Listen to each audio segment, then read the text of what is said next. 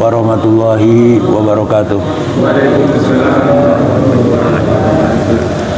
Innal hamdalillah la haula wala quwata illa billah. Nasta'inuhu wa nastaghfiruhu wa na'udzu billahi min syururi anfusina wa min sayyiati a'malina may yahdihillahu fala mudhillalah wa may yudhlil fala hadiyalah. Asyhadu an la ilaha illallah wahdahu la syarikalah wa asyhadu anna Muhammadan abduhu wa rasuluh. Allahumma shalli wa sallim ala khairi khalqi Muhammadin wa ala alihi wa sahbihi wa man tabi'ahum bi ihsanin ila yaumiddin. Amma ba'du. Bapak-bapak dan sekalian yang saya hormati, alhamdulillah kita panjatkan puji syukur kehadirat Allah Subhanahu wa taala, karena dengan izinnya alhamdulillah malam ini kita masih bisa hadir untuk sama-sama melaksanakan apa yang menjadi kewajiban kita, yakni thalabul ilmi. Salat dan salam semoga selalu tercurah Tuhan alam Nabi kita, Nabi besar Muhammad sallallahu alaihi wasallam. Bapak-bapak dan sekalian yang saya hormati, hari Minggu kemarin tentu banyak ilmu yang didapatkan. Hanya tinggal bagaimana kita membuktikan. Kalau berbicara Maulid Nabi, biasanya selalu dibacakan ayat yang berbunyi laqad kana lakum fi rasulillahi uswatun hasanah. Dan yang menarik di sini bahwa yang menyuruh kita untuk mencontoh Rasulullah itu bukan manusia, tetapi adalah Allah. Artinya benar-benar bahwa ini adalah manusia yang sempurna, manusia yang lengkap. Jadi tidak ada alasan kalau manusia tidak mau mencontoh Rasulullah SAW, karena yang menyuruh bukan manusia tetapi Allah. Biasanya orang yang rajin mengikuti itu kan orang yang benar-benar cinta. Cinta bukan sekedar ucapan. Nih kita nih banyakan cuma ngomong aja cinta, ya kan? Karena cinta hanya setahun sekali itu bukan cinta. Kalau cinta pasti harus membuktikan cintanya. Sama ketika orang berumah tangga, kalau dia mencintai pasangannya pasti dia buktikan cintanya, ya kan? Suami mencintai istri dia buktikan dengan bekerja, dengan berusaha untuk mencari kehidupan. Tapi kalau sekedar ngomong cinta saja, misalnya pagi-pagi ngomong cinta, siang ngomong cinta, sore ngomong cinta, rasa-rasanya nggak akan lama tuh. Karena ada bahasa orang kampung itu emang bisa makan cinta gitu. Nah kalau orang mau bilang cinta kepada Nabi Muhammad tapi tidak mau mengikuti, tidak mau mencontohkan, rasa-rasanya seperti tadi pasangan hanya sekedar ngomong itu. Ya, apa yang dicontohkan Rasulullah? Kalau misalnya semua nih sekarang nih misalnya pimpinan semua masyarakat mencontoh Rasulullah, dunia aman. Ya, aman dunia ini. Sebagai pemimpin, Rasul juga pemimpin. Kalau misalnya pengusaha, pembisnis, pedagang, Rasul juga dulu pedagang juga. Kalau Rasul misalnya ustadz ya dia juga, kalau kita ustadz ya Rasul juga ustadz. Jadi kalau mau mencontoh siapa lagi? Lengkap pada Rasulullah itu. Nah, ini jadi kalau kita melihat sekarang kenapa terjadi kekacauan dan sebagainya, pola hidup yang berbeda, tidak mencontoh Rasulullah SAW. Kenapa? Karena dia pemimpin yang hanya dipikirkan adalah keselamatan umatnya, bahkan mempunyai empati yang sangat tinggi. Nah ini salah satu bentuk kita cinta sama Rasul, kita laksanakan apa yang diperintahkan. Kan Rasulullah menyuruh kita thalabul ilmi. Ya, kenapa gitu? Karena kalaupun punya keimanan yang bagus tapi ilmunya tidak ada, ya sulit juga untuk berkembang kan? Tapi keimanan tidak ada, ilmunya bagus, kacau juga. Kan kekacauannya juga banyak, orang pintar tapi tidak beriman kepada Allah, akhirnya kacau. Tapi kalau dia benar-benar beriman dan dia benar berilmu, mencontoh kehidupan Rasulullah, yakin dunia ini akan aman, tentram, damai ini, nggak ada kemelut gitu kan. Kan dicontohkan Rasulullah, bukan berarti tidak ada perbedaan, pasti perbedaan ada. Itu mustahil kalau nggak ada perbedaan, pasti ada perbedaan. Di dalam rumah tangganya pasti ada perbedaan. Nah ini kita bukti mencontoh Rasulullah itu. Nah ketika menarik lagi, kalau dibaca dalam Al-Quran itu, bagaimana Rasulullah menampilkan dirinya di hadapan umatnya, sama nggak dengan pemimpin-pemimpin atau dengan kita-kita sekarang ini? Rasanya sangat jauh sekali. Rasul itu nggak pernah menampilkan dirinya seperti orang asing, seperti orang yang minta dikultuskan, tidak. Karena Allah hanya bilang, laqad ja'akum rasulun min anfusikum. Dia itu min anfusikum, bagian dari kalian. Artinya dia tidak menampilkan dirinya laksana orang asing, tidak. Kita kan dulu sebelum jadi misalnya ya datang ke masjid gitu, bergabung, bergaul. Setelah jadi masih datang bergaul gak? Kayaknya nggak level gitu kan. Iya, lihat Rasulullah itu kan min anfusikum, bagian dari kalian. Lalu bagaimana sikapnya gitu terhadap masyarakat itu? Punya perhatian yang sangat dalam. Kalau dilanjutkan itu, laqad ja'akum rasulun min anfusikum azizun alaihi, itu manittum, besar dirasakan itu penderitaan. Jadi kalau ada orang susah, dia juga merasakan itu, ya kan? Jangan sampai begini, ada orang susah untung bukan kita. Nah kan begitu, kurang iman. Ini mudah-mudahan lah dari apa yang diadakan itu, acara itu harus kita jadikan pelajaran, harus semakin bertambah, membuktikan cinta kita yang mengikuti apa yang diajarkan Rasulullah Shallallahu Alaihi Wasallam. Ya salah satunya kenapa tadi dengan mencari ilmu itu, ya kan? Nah ini kita masih melanjutkan bahasan kita yang minggu yang lalu. Katanya begini, an-nasu salah satu asnaf, manusia ini ada 3 kelompok itu. Rajulun yasdulu ma'adu'an ma'asih, itu ada orang yang hanya sibuk urusan dunianya ketimbang akhiratnya. Tapi ada orang yang kesibukan akhiratnya mengalahkan kesibukan dunianya. Dan ada juga kesibukan dunia dan akhirat sama. Nah kita kelompok yang mana? Apakah kesibukan dunianya itu mengalahkan akhirat, atau kesibukan akhirat mengalahkan kesibukan dunia, atau sama saja? Kira-kira yang mana? Iya. Kalau misalnya kesibukan akhirat mengalahkan kesibukan dunia, ini yang disebut adalah darajatul faizin al-abidin. Ini yang tingkatannya adalah orang-orang yang beruntung dan disebut juga ahli ibadah. Itu kalau kelompok yang pertama itu. Yang celaka itu adalah kelompok yang kedua, ya.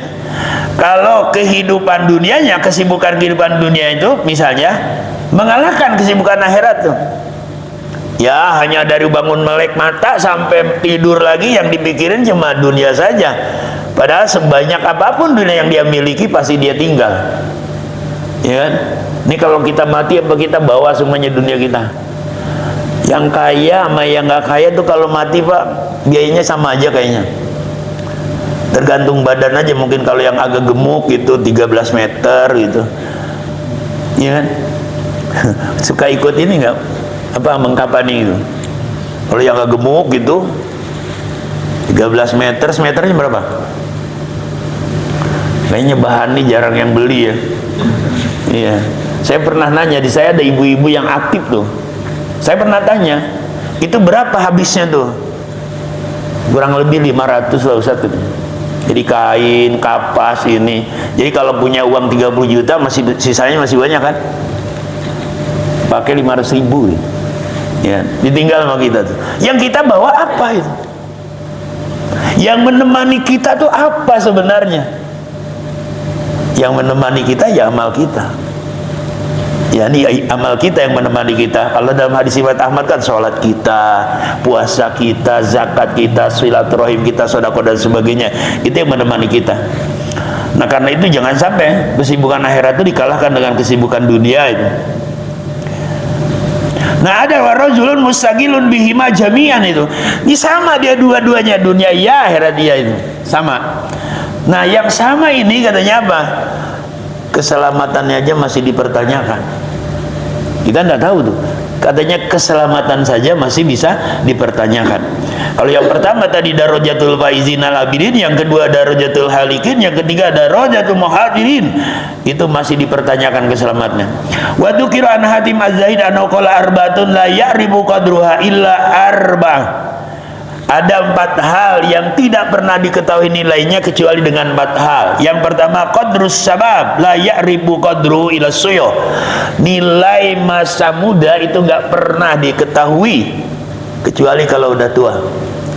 Sekarang baru ngerasa ya kan, kalau dulu mah gitu. Kan kalau dulu mah jalan aja masih gagah. Kalau sekarang udah banyak rasa. Iya kan? Untung nih jalannya lempeng semua di sini. Jalan ke Masih nggak ada yang naik. Coba kalau Bapak ke Ampera itu, nanti ada musola di bawah kali. Ustaz tadi tahu kan? Nah, itu ada musola di bawah tuh.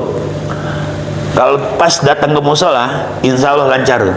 Pas pulangnya berat apa kan? Naik gitu. Yang ada apa, orang cuma bilang begini, tuh Ustaz saya juga pengen ke bawah cuma nggak kuat tuh. Baru terasa itu. Dulu lagi masih muda lupa ya kan. Baru itu. Atau misalnya kita lupa, misalnya belajar di masa muda itu, pas sekarang baru terasa. Ternyata masa muda itu belum ketahui kalau kecuali sudah tua. Bapak mah alhamdulillah sama aja ya. Dulu rajin, sekarang juga rajin. Cuma ada bedanya rajin dulu dengan rajin sekarang. Dulu rajin nggak Pak? Rajin. Sekarang juga tetap rajin, cuma beda rajinnya. Dulu lagi masih awal-awal tuh pas masa balik gitu, rajin kadang. Rajin apa? Ada kata bapak-bapak dia rajin ninggalin sholat. Kalau sekarang alhamdulillah enggak ya kan. Dulu rajinnya terbalik lah kalau dulu. Kalau bapak mah enggak, dari dulu sampai sekarang sama. Itu yang pertama. Kemudian yang kedua, wala ya'rifu qadrul afiyah illa ahlul bala itu. Nilai keselamatan pun tidak pernah diketahui kecuali ada bencana itu. Dan kalau bencana yang disalahkan bukannya kitanya, bukan manusianya, yang disalahkan selalu. Misalnya banjir, yang disalahkan namanya hujannya. Nggak pernah menyalahkan dirinya. Ini salah benda. Dulu nggak pernah banjir. Dulu Pak nggak pernah banjir Pak. Sekarang banjir. Yang mau disalahkan apa, hujannya atau manusianya? Bapak kan, saya dulu dari kecil disalah benda tuh Pak. Dulu kalinya disebut kali gede Pak. Kalau sekarang kalinya nggak gede tuh. Yang mau disalahin jawabannya sekarang, yang kecilin kali lah. Tapi nggak selalu kali yang disalahkan. Yang disalahkan apa itu? Hujannya, ininya itu. Ya, kita suka begitu. Nah, kita lagi sehat, nggak pernah kita tahu betapa sehat itu luar biasa nikmat yang Allah berikan. Baru tahu tuh ketika musibah, ketika kita sakit. Kalau sudah sakit yang terjadi apa? Banyak kepengen. Ya kan, kalau udah sakit banyak kepengen kan Pak? Tuh saya juga kalau sehat mah mau satu ya kan. Kemarin nggak ngomong ya kan? Itu katanya begitu. Kata Hatim bisa az-Zahid. Ya. Nah kemudian wala qadrusia ilal marro tadi itu. Nilai kesehatan tidak pernah diketahui kecuali kalau dia sakit. Ya. Kemudian yang berikutnya wala qadrul hayat ilal mauta. Termasuk katanya apa? Nilai satu kehidupan dia tidak pernah tahu kecuali kalau sudah mati. Kita lagi sehat, napas masih lancar, mau begini entar, tapi ketika ruh sudah sampai tenggorokan, buka dalam Al-Quran. Apa yang diminta? Dia minta sedikit saja ditunda dulu. Mau bersedekah dikasih nggak sama Allah? Surat Al-Munafiqun. Nggak dikasih kan? Tapi jangan sampai seperti itu. Selagi sehat manfaatkan betul, selagi masih hidup manfaatkan betul. Kenapa? Karena kalau itu sudah datang, udah ada lagi pilihan. Memang sekarang Allah berikan kepada kita pilihan. tapi nanti tidak ada pilihan, yang adanya satu, kepastian saja. Kalau sekarang kan boleh milih, ke masjid boleh, nggak juga boleh, nggak ke masjid juga nggak ngapa-ngapain, ini kan nggak ada musibah tuh. Tapi ntar kalau roh sudah keluar, nggak ada lagi pilihan tuh, yang ada kepastian aja. Kalau kata Allah, ya sudah, nggak ada pilihan lagi. Nah ini jangan sampai nih. Kemudian dipahami al-faqih, apa yang disampaikan oleh Hatim ini adalah diambil dari hadis Nabi kita Muhammad SAW, yaitu iktanim homsan qabla homsin, sababaka qabla haromika, wasihataka qabla sakomika, waginaka qabla pakrika, waparogoka qabla sublika, wahayataka qabla mautika. Nah, ini jadi katanya apa? Sababaka qabla haromika itu tadi, masa mudamu sebelum datang masa tuamu, sehatmu sebelum sakitmu, waginaka qabla pakrika, kaya sebelum miskin. Tapi ada orang berusaha ingin apa? Menghilangkan kemiskinan di muka bumi ini. Saya yakin nggak bisa. Kita hilangkan kemiskinan dari muka bumi ini, kita ngomong aja nggak akan bisa. Kalau nggak miskin nggak ada orang kaya. Orang kaya karena siapa? Orang miskin, ya kan? Gara-gara miskin dia karena ada orang. Iya kan, karena yang kaya, yang ini nggak punya dibilang miskin, ya kan? Coba kalau kaya semua, nah dibilang kaya, ya kan? Iya, nggak mungkin kan hilang itu. Kenapa? Wong ada perintah sedekah, ada perintah zakat, pastilah ada itu. Dan yang berbahaya miskin apa di situ? Ya kan? Apakah miskin harta? Apakah miskin? Yang mana yang lebih berbahaya? Nah ini, ya kan? Kita dijajah Belanda berapa tahun? Nah kira-kira kemiskinan apa yang terjadi pada saat itu? Ya direnungkanlah. Nah kemudian wabarogoka sebelah sublika tuh, waktu luang, di waktu luang, diantaranya malam hari itu. Ya peluangnya luar biasa, kan ada yang Allah beri kesempatan dia bangun di tengah malam. Pertanyaannya, kira-kira pernah dimanfaatkan atau diteruskan tidur? Pernah nggak ingat kita bangun malam, sebenarnya Allah beri kita nikmat? Pernah kita sadari gak? Kita nikmat diberi kesempatan untuk bangun malam. Itu kan nikmat sebenarnya, tapi jarang kita kata nikmat itu, ya. Nah ketika kita manfaatkan itu luar biasa sebenarnya. Bahkan katanya apa? Ketika kita benar-benar mengisi malam itu dengan banyak beribadah kepada Allah, dan sholat kita di malam itu apa? Tamsahuz dzunub, bisa menghapus dosa kita. Nah ini yang perlu kita ingat tuh. Tapi kadang-kadang orang lupa. Padahal itu nikmat oleh Allah diberikan itu. Kenapa? Karena dari doa aja sudah kita pahami itu. Kalau bangun tidur kan ada doa tuh. Alhamdulillahilladzi ahyana, berarti dihidupkannya sama siapa? Nah ketika kita dibangunkan, siapa yang membangunkan kita? Allah, berarti Allah kasih nikmat kita bisa bangun. Ada yang bersyukur pada saat itu, ya nggak? Ada yang nggak tahu lah tuh, ya. Ada orang niat nanti malam mau bangun tapi nggak bangun, ya kan? Ada yang nggak niat dibangunkan oleh Allah. Ya cobalah kalau diberi kesempatan itu, kira-kira berapa rakaat Bapak pilih yang pertama? Mau langsung milih 2 atau 8? Kan witirnya udah tadi habis Isya. Yang Bapak mau pilih berapa? Kalau langsung 2 ini gini, capek jadi nggak jadi kan. Coba dulu 8, kalau berat 6. Kalau berat 4 masih ada pilihan. Kalau langsung 2, berat nggak jadi Pak. Ya, coba dulu begitu. Kenapa? Itu Allah kasih nikmat. Berarti Allah sayang bangunkan kita. Karena kalau kata Allah nggak bangun, ya udah nggak bangun. Nah itu salah satu nikmat sebenarnya yang Allah berikan kepada kita. Tapi jarang kita sadari itu. Nah itu waktu luang tuh. Sebelum waktu sibuk, kalau udah sibuk tuh, waduh luar biasa. Kadang-kadang aja maaf nih, karena terlena dengan pekerjaan, sibukan yang luar biasa, akhirnya pas ngeliat jam, 1:30 belum salat zuhur. Kadang begitu. Tapi kalau imannya sudah dibangun, dia akan tinggalkan. Kenapa? Karena ketika dia mendengar azan saja, dia tahu bahwa itu Allah kasih nikmat, dia bisa mendengar. Lalu dia buktikan bahwa dia mendengar, dia datangi panggilan itu. Maka dia wudhu dan dia sholat. Tapi untuk sampai ke sana tidak mudah. Kenapa? Karena setan mempermainkan diri kita. Apa kata setan? Waktu zuhur panjang. Dia nggak nyuruh ninggalin sholat, enggak, waktu zuhur panjang. Kalau jangan sholat, udah dia bilang setan ini mah gitu. Karena setan bisikinnya waktu zuhur panjang, akhirnya nunda nggak. Setan juga ada profesional Pak sekarang mah, nggak setan kayak dulu. Kayak setan yang digambarkan di apa tuh, di TV itu, rambutnya panjang, ininya grow apa itu. Itu setannya udah setan lama itu, bukan setan modern loh. Ya kalau setan digambar jelek aja gitu kan. Dan personal Pak. Orang yang ahli ibadah kelas kakap, setannya juga lebih ini lagi, lebih pandai lagi itu. Kerjaannya apa? Diabadikan dalam Quran itu. Nabi Adam aja kena. Kalau baca surah Al-Baqarah kan, ketika Allah suruh Adam apa itu, tinggal di surga, silahkan makan apa yang ada di surga, satu jangan didekati. Akhirnya terusir juga ya kan. Nah Bani Adam punya peluang itu. Kita juga kena tuh. Apa yang dia lakukannya itu? Dia buat hiasan-hiasan indah bagi hal yang tidak indah. Kalau bahasanya apa? Wa zayyana lahumus syaitanu a'malahum. Dihias itu.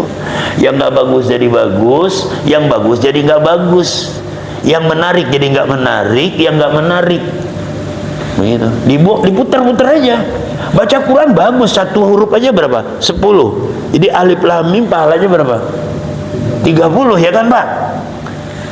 Rajin baca apa jarang? Ya kan? Tapi kalau kalimatnya waduh, ilah Allah itu. Ya kan? Kalau kita baca Quran aja baru mulai kadang-kadang udah pengen sedekahul lazim tuh. Tapi kalau bacain tetangga sejam nggak kerasa ya kan? Terkadang seperti itu. Itu setan luar biasa pinternya dia. Nah, kalau dia beriman, kita beriman, wah yakin ini ada setan kuat insya Allah. Bayang bagi lil insan, hendaknya kita ini ayari baqadra hayatihi itu.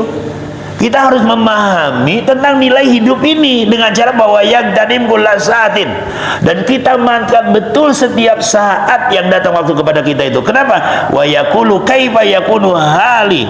Lalu bertanya dan tanyakan dalam diri kita, kaifa yakunu hali fi saatin ukhra, bagaimana keadaan saya nanti di masa yang akan datang. Kapan setelah kita tinggalkan ini? Tanya ke diri kita. Kaifa yakunu hali, bagaimana keadaan kita fi saatin ukhra, pada saat waktu yang lain, maksudnya setelah hidup ini. Dan itu dijelaskan katanya Pak Zahid bi ibadatillah, bersungguh-sungguhlah dalam beribadah kepada Allah. Kenapa? Wa yatafakkaru binanatil mauta, dan ingat renungkanlah katanya penyesalan orang-orang yang telah wafat. Innahum yatamannawna al-hayata miqdara ra'ataini au miqdara qauli la ilaha illallah. Dan katanya apa? Mereka orang-orang yang telah wafat itu berangan-angan minta hidup hanya untuk sekedar sholat 2 rakaat atau untuk membaca la ilaha illallah, tapi Allah nggak beri. Padahal mintanya cuma 2 rakaat saja. Ya kan? Bapak maghrib 3, isya dikasih terus sama Allah itu. Tuh orang-orang yang meninggal ya tamannauna, dia hanya berangan-angan, sebentar dibalikin aja, pengen sholat 2 rakaat tidak bisa. Atau dia pengen hanya untuk mengucapkan la ilaha illallah, tidak bisa. Kalau kita baca la ilaha illallah berapa Pak? Kalau tahlilan banyak ya kan? Berapa tuh? Tergantung ya, ada yang 100, terus berapa lagi? 70, terus tergantung besok yang lewatin. Kalau kecil dikit ya kan. Nah ini kenapa itu luar biasa kan, itu kalimat yang luar biasa. Ini kalau kita baca la ilaha illallah itu nafyun ya kan? Tidak, jangan pernah dirubah dengan na'am, karena kecewa nantinya. Ini sekarang kan banyak yang tadinya la dirubah menjadi na'am, kecewa semua. Kalau kata Allah la, ya udah la. Dalam bahasa Arab kan dia ada 2 tuh, ada tidak, ada jangan, tergantung jumlahnya itu. Kalau nggak salah tuh di Bogor itu ada warung bakso itu apa, latansa tuh. Itu bukan tidak di situ, jangan. Maksudnya jangan lupa. Nah tapi di sini bukan jangan, la di sini nafyun itu, meniadakan. La ilaha, tidak ada Tuhan. Kenapa di sini Tuhan yang dinafikan? karena dipahami bahwa ilahun ada kullu syai'in yubad, segala sesuatu yang disembah menjadi Tuhan. Nah, di situ ada pohon gede tuh. Datang bawa kopi pahit, kopi manis, telur setengah mateng, ditaruh di situ. Jadi Tuhan enggak? Pada tanya tetangga sebelah, mau ngopi enggak? Itu manfaat. Salah ngebawa ya. Telur kopinya dibawa di bawah pohon, nggak diminum kan? Coba kalau ke rumah sebelah bawain kopi, diminum nggak? Tuh kalau ngasih sama yang cocok, Pak. Jadi kalau yang dikasih nggak cocok kan nggak bermanfaat tuh. Ini suka salah ngirim ya kan? Kalau mengirim ya sama orang yang benar-benar pas itu. Kirim kopi sama yang senang kopi itu, ya kan? Telur setengah matang. Ada lagi macam-macam lah, ya kan? Itu masih ada tuh. Berarti dia menjadikan Tuhan.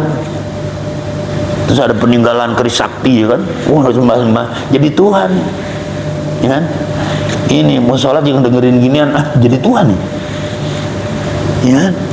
Makanya hati-hati tuh, ditiadakan tuh. Baru setelah itu ada kalimatnya yang terakhirnya isbat, karena awalnya nafyun maka akhirnya isbatul la ilaha illallah. Itu makanya diterjemahkan tidak ada Tuhan kecuali Allah. Berarti ini dihilangkan semuanya, maka itu akan jadi Allah. Kenapa? Karena orang-orang Majusi dia menyembah api itu karena menjadi Tuhan. Makanya dia Tuhannya dua, ada ilahul khair, ada ilahul sar. Jadi kalau gelap, mati lampu, lilin ada, ketemu korek, nyala, Tuhan baik. Terus kebakaran, Tuhan jahat. Kan ilahul khair wal sar, begitu ya. Majusi itu. Ada situ wilayah itu yang menyembah apa itu binatang itu. Dia jadi Tuhan juga. Makanya kita tidak, Allah itu. Lalu ada lagi kan di dalam ayat kursi, tapi pakai penekanan. Ketika kita baca ilahukum ilahu wahid gitu. Kenapa? Karena banyak Tuhan, tapi Tuhanmu adalah Tuhan yang satu gitu. Ada Tuhan lain. Jadi kita harus benar bersungguh-sungguh, katanya begitu kan. Itu orang yang sudah mati seperti itu, dia menyesal katanya. Fazahid katanya fi ibadatillah, maka bersungguh-sungguhlah ibadah kepada Allah qabla ayatika waktu nadama wal hasroh, sebelum datang kepadamu waktu penyesalan dan kerugian. Kapan? Itu ketika ruh sudah keluar. Yang ada menyesal kalau kita tidak manfaatkan dari sekarang. Makanya harus benar-benar nih sisa umur kita manfaatkan dengan baik. Apapun yang diperintahkan Allah dan Rasulullah kita laksanakan, dan yang tentu kita tinggalkan. Nah, lalu kedahakan kemarin juga disinggung tuh amalan-amalan sunnah, ya kan? Cuman kita memahami sunnah itu kadang-kadang jelek, ya kan? Kalau sunat caranya nikah lagi, ya kan? Ya sunnah Rasul, sunnah Rasul, sunnah Rasul itu kan. Kita kadang-kadang begitu. Sunnah itu kan ada qauliyah, ada fi'liyah, ada takriroh, ya kan? Bagaimana cara Rasul berbicara itu? Ucapannya baik, ya kan? Nah, kita kira-kira ucapan kita bagaimana gitu. Sampai kan ucapannya benar-benar ditunggu itu oleh sahabat-sahabat. Jangan seperti ada di masyarakat tuh, mau ngomong aja udah disekak duluan, ya kan? Pas mau ngomong nggak usah ngomong, udah ngerti. Nah, ini kan nggak bagus tuh. Nah, ini bagaimana sunnahnya itu bicara yang baik, ya kan? Kemudian kalau misalnya dalam sholat, tentu saja ada tuh, ada sholat sunnah. Nah, sholat sunnah fungsinya apa? Untuk menutupi kekurangan. Berarti yang pokoknya harus ada. Jangan sampai pokoknya dihilangkan, dia hanya ngisi sunnah saja, nanti nggak bermanfaat dia kan. Nah, itu fungsinya harus begitu. Silahkan nanti buka Bulughul Maram, ada tuh bicara tentang itu. Nah, kemudian Hatim radhiyallahu anhu ditanya tentang dia bisa beribadah seperti luar biasa begitu. Sahabatnya memperhatikan, oh ibadah Hatim ini luar biasa. Bagaimana sih niatnya, bagaimana itu?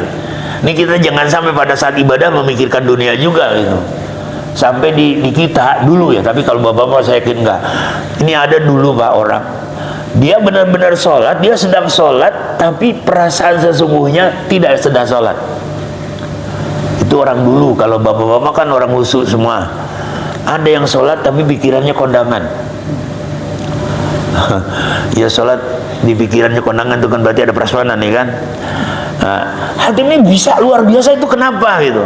Tidak bisa misalnya ada hal ini hal itu, pokoknya luar biasa ibadahnya. Ditanya dengan sahabatnya itu, Dia pertama dia katakan begini, ahaduha ini alimtu anali, katanya, saya tuh sadar betul dan saya tahu bahwa saya li rizqan la yuzawizani ila ghairi kama la yuzawidu rizqa ahadin, katanya, ilayya. Aku ini dikasih rezeki oleh Allah dan aku tahu betul bahwa rezekiku tidak akan pindah sama orang lain, seperti rezeki orang lain tidak akan pindah kepadaku. Artinya apa yang ada pada dirinya itulah yang terbaik bagi dirinya menurut Allah. Jadi pikirannya nggak kemana-mana, konsentrasi penuh.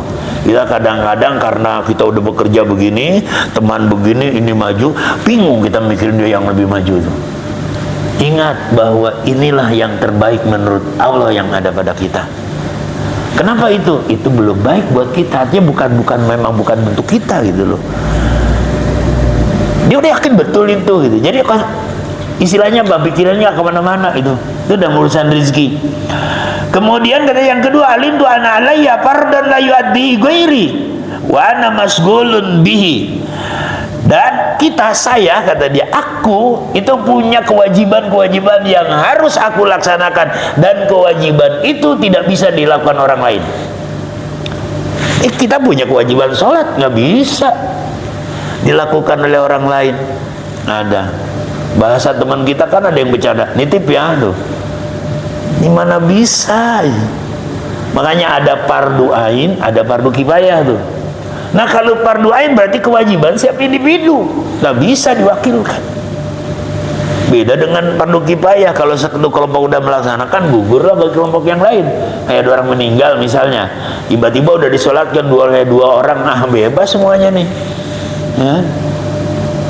Itu kalau fardu kifayah tuh. Tapi kalau fardu ain kayak misalnya kita belajar Al-Quran, ya. Nah ada dua, misalnya ada satu ilmu Al-Quran, belajar Al-Quran, satu kedokteran. Nah ini hukumnya beda apa enggak? Nah ini fardu ain nih, yang ini fardu kifayah. Artinya kalau udah satu kelompok mendalami ini selesai, dia nggak benar. Tapi kalau kelompok ini harus semuanya itu mau belajar itu. Makanya jangan ada istilah udah terlambat nih, karena usia udah tua, nggak ada istilahnya. Ya belajar aja, sampai kapan? Sampai batas waktu yang telah ditentukan. Ini kapan ditentukannya kita nih? Ya belajar aja dulu. Ya kasihan kalau udah dikasih tahu kan, kasihan nanti kan. Batas waktu sampai hari Minggu, aduh kasihan ya Pak, udah nggak bisa tidur nih. Diajak main juga malam ini kayaknya nggak mau nih. Kenapa? Waduh bentar lagi kan udahan, saya nggak enak juga ya kan. Nah, batas waktu yang telah ditentukan Allah dan tidak diberitahukan kapan, tapi pasti terjadi. Ini yang menarik, ada salah seorang karyawan Kiai Mulyana, Doktor Kiai Mulyana itu, dia minta izin pulang ke Pak Kiainya. Dia bilang, Pak Kiai saya izin pulang dulu. Dikasih pulang beneran Pak, pulang beneran, gak balik lagi. Nah jalan meninggal dunia, pulang bener. Nah ini yang kita takut tuh, ya kan? Kita kan nggak tahu nih sampai nggak, ntar sampai waktu Isya berapa menit lagi Isya, udah yakin? Ya tahu kita. Yang lagi heboh lagi yang terjadi di Kalimantan tuh, Qori sedang baca Quran tiba-tiba selesai, ya kan? Ini khawatir yang lagi ngomong maksiat mati. Kira-kira husnul khotimah, suul khotimah. Nah coba mikirin, pernah nggak ketika ngegosip ingat mati? Mudah-mudahan besok ingat jadi berhenti, ya kan? Nah ya kalau itu lihat tuh yang baca Quran luar biasa itu, ketika dia ngaji terus sholat dia, waduh luar biasa itu, ya kan? Akhir perjalanan hidupnya luar biasa. Berarti itu pesan hari Jumat berhasil tuh. Wala tamutunna illa wa antum muslimun. Itu dipesenin terus sama hari Jumat itu, sama khotib itu. Pesennya buat jamaah, buat khotib juga. Ah iya, buat khotib juga lah, iya kan? Nah, itu dipesan terus hari Jumat tuh, wala tamutunna. Ya kan, kalau kita baca ya, ittaqullah haqqa tuqatih, itu bukan sekedar bertakwa saja, tapi harus benar-benar bertakwa. Dan kalau sudah sampai tahapan ini, dia selalu ingat, tidak pernah lupa kepada Allah. Dia selalu bersyukur, tidak pernah mengingkari nikmat. Nah pertanyaan kita hari ini, kita termasuk orang yang sudah sampai tahapan haqqatu qati apa belum? Kan kalau udah tahapan ini tuh nggak pernah kufur, dia selalu bersyukur. Kita kadang-kadang suka kufur dikit ya. Malam apa tuh biasa kufur dikit? Kalau di tempat sembahyang itu hari Selasa, kalau di Curug itu hari Rabu. Kenapa? Kurang sehat. Aduh maaf kurang sehat, padahal sehat. Kufur nikmat gak? Iya, Allah kasih sehat, dia bilang maaf lagi kurang sehat. Tapi nggak terasa, enteng aja ya kan? Padahal Allah yang kasih nikmat sehat, tapi kita kadang lupa itu. Terus yang kedua ujiannya, ketika diberi rezeki oleh Allah, jujur nggak kita? Kita jujur, insya Allah kalau lagi nggak punya, ya kan? Iya, ya betul nggak Pak? Kalau lagi punya pertarungan tuh antara iya tapi bapak-bapak insya Allah jujur semuanya. Kemudian berikutnya itu, Anar Robbi yaroni kulla waqtin fastahi minhu, katanya. Kata Hatim itu, Anar Robbi, sungguhnya Tuhanku yaroni, selalu melihat aku. Tuhanku selalu mengingat aku lawakin setiap waktu. Pastai minu, karena itulah aku malu kepada Allah. Nah ini kalau sudah terbangun dalam diri kita, semua sadar betul bahwa Allah melihat kita, Allah mengawasi kita, terbangun rasa malu itu. Kalau sudah rasa malu muncul tuh, aman negeri ini. Kan sekarang yang ditakuti Allah atau manusia? Ini jawaban kenapa banyak pakai yang baju ketetapan oranye itu kan takutnya sama manusia, bukan takut sama Allah. Kalau takut sama Allah, nggak insya Allah nggak pakai baju oranye. Oranye apa oranye? Oranye itu, iya kan? Iya, kenapa? Karena takut sama manusia kan. Akhirnya apa? Ya dia nggak sadar. Pas dia ngaca berubah dia, jadi nggak takut dia. Kan saya pernah bilang dulu juga tuh sama bapak-bapak tuh, boleh aja berbuat maksiat kalau nggak ada orang, ya kan? Di masih banyak orang jangan, ya kan? Ntar pulang ke rumah ada orang apa enggak? Ada, jangan. Masuk kamar, kunci pintu, ada orang apa enggak? Kalau masih belum pasti, ada kaca nggak di kamar? Ngaca. Kalau wajahnya berubah seperti monyet, boleh, berarti udah bukan orang lagi. Kalau wajahnya masih kita, oh berarti orang, jangan gitu. Ini Kak Hatim itu dia bilang, pastahi minhu, karena itu aku malu katanya pada Allah. Wa rabbi alimtu anna li azalan yubadiruni fa ana ubadiruhu, dan aku tahu katanya bahwa aku memiliki ajal yang selalu mengejarku, karena itu aku kejar dia. Kan semua orang tuh punya ajal masing-masing, ya kan? Apa kata Hatim? Dia aku kejar. Maksud mengejarnya apa gitu? Apa ngejar lari? Bukan. Bahwa yang dimaksud dengan ajal di sini mengejar mubadiratu ilal ajal, mengejar ajal itu adalah istidadu bi amali salih wantina amanaha lahu wa tadarru ilallah, yaitu mempersiapkan dengan cara beramal soleh dan meninggalkan apa yang dilarang Allah dan memohon kepada Allah Subhanahu wa ta'ala agar diberi kemantapan. Jadi mengejar ajal yang dimaksud hati itu apa? Yaitu mempersiapkan diri. Ini ada yang nekat berani menghadapi mati. Saya nggak takut mati. Sholat enggak, ini enggak, perasaan dia mati gampang itu kan? Ya, orang keluar ruh aja sakit dan susah. Dari mana kita tahu keluar ruh sakit dan susah? Dari doa imam tuh suka berdoa. Doa imam gimana tuh? Allahumma hawin alaina fi sakaratil maut. Berarti bisa susah sakaratul maut itu. Makanya ada yang lama kakinya dingin, di sini masih hangat, ya kan? Ntar di sini dingin, ya kan? Di sini masih hangat itu, ya. Pas di sini lama, begini aja. Oh, berarti susah kan? Ada yang gampang. Tadi itu lagi ngaji, dahan. Ada yang pas sujud nggak bangun lagi, ya kan? Ada kan orang lagi sujud nggak bangun lagi. Bapak mau milih yang mana tuh? Pas sujud terus selesai.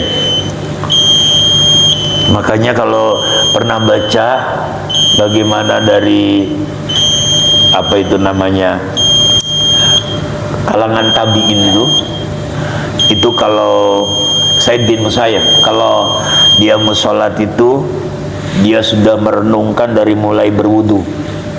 Terus kalau sudah selesai wudu dia berdiri menghamparkan sejadah tuh. Kalau kita itu enggak kayak kita lah, menghamparin langsung Allah, enggak, dia dirinya lama. Dia lama berdiri, dia renungkan kesalahan-kesalahannya. Ini kesempatan untuk memohon ampunan. Semua setelah dia ucapkan begitu, baru dia katakan, ini sholatku yang terakhir. Kira-kira kita berani nggak sholat isya? Ini sholatku yang terakhir. Kira-kira berani nggak? Takut ada yang bilang begini, takut beneran gitu ya kan. Begitu tuh. Jadi selalu dia berusaha dan berusaha dan berusaha. Makanya kita sering katakan, kalau nanti kita sholat isya berusaha lebih baik dari sholat maghrib.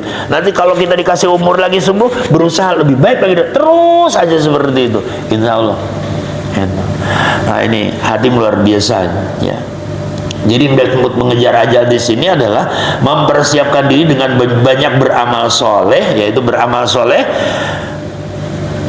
Kemudian wantina amanahullah, yaitu kita apa istilahnya, meninggalkan apa yang benar-benar dilarang oleh Allah Subhanahu wa taala. Kemudian setelah itu apa? Kita watadur ilallah, berdoa kepada Allah Subhanahu wa taala agar Allah terus memberikan, menetapkan kepada kita agar kita bisa melaksanakan itu. Wa yaz'al khatimahu bi khair, dan Allah membuat akhir dalam perjalanan hidup ini dalam keadaan baik, seperti yang sering disebut dengan husnul khatimah. Mudah-mudahan akhir perjalanan hidup kita semua juga menjadi husnul khatimah. Itu kan yang dicari cuman itu, husnul khotimah. Nah kalau pengen itu berarti jalannya harus benar, ya kan, harus lurus gitu. Karena ada orang Arab pernah bilang begini, tarjun najata walam tasluk masalikaha fa inna safinata la tajri alal yabas. Kamu berharap keselamatan, tapi jalannya bukan jalan keselamatan. Ingat, perahu itu nggak jalan di daratan. Kayak anak-anak tuh kalau mau renang pakai itu apa namanya, ban, ya kan. Nah, selama dia di kolam renang ban itu berarti cocok. Khawatir ada emak-emak habis main di kolam renang pakai ban terus bawa ke kamar naik ban juga.